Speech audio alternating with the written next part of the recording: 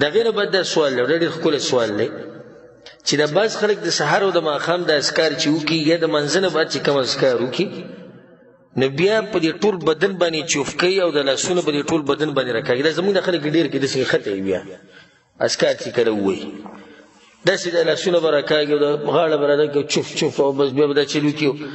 آیا دا ثابت دی او که نه؟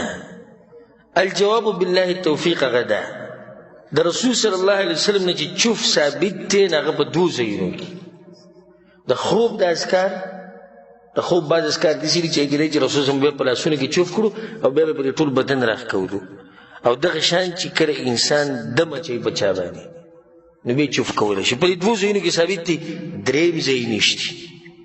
په صحیح حدیث کې دا خبره نه ثابته چې رسول صلی الله علیه وسلم به د سحر او د ماښام اذکار ووایي یا به د مانځه نه بعد اذکار ووایي بیا به بدن باندې راښکولو او یا به چوف کول.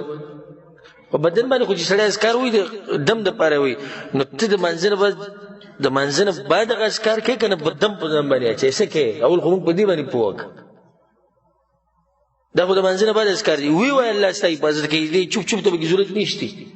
دا اذکار ووایه الله ستا حفاظت کوي. سحر ماښام نه بعد اذکار سحر ماښام او اذکار ووایه الله ستا حفاظت کوي. دې ته پکې ضرورت نشي په ټول بدن یې راکړه.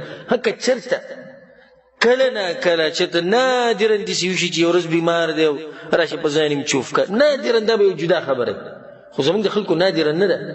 و زما په دې کې تجربه په دې ځکه چې ما سلام راګرځولی نو چې سلام وګرځوم بیا د خلکو ته داسې مې مخې نو ګورم پکې دقه لګي دا چلونه به یې شروع کړي بیا د غاړه به راکړي چوف چوف او نور اذکار اوس هم نشته خو دې ټیم کې ورته دا رایاد شي چې په ځان یې چوف کړه. نو دا اذکار هم په دې ونه وي چې د لمانځه نه بعد اذکار دي خو په دې وایي چې زما پکې څه وشي که بیماری ختم شي د بد نظر نه وساتلی شي بغیر د دې چوف نه به د الله ساتي.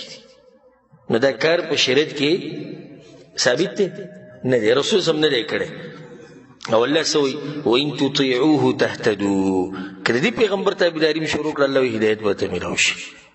نه دې پیغمبر تابعداري دا ده بیماري په ځان باندې قرآن ووایه چوف یې که دې نه دې څوک نه منع کوي. ذکر او اذکار وکړه په دې ټول بدن یې راکاږه او چوف یې که څوک دې نه منع کوي. خو دې ټیم کې د رسول صلی الله علیه وسلم نه ثابت چې هغه طریقه دا وه یا صحابه کرامو نه هم نه دي ثابت چې هغوی به دا چلونه کول.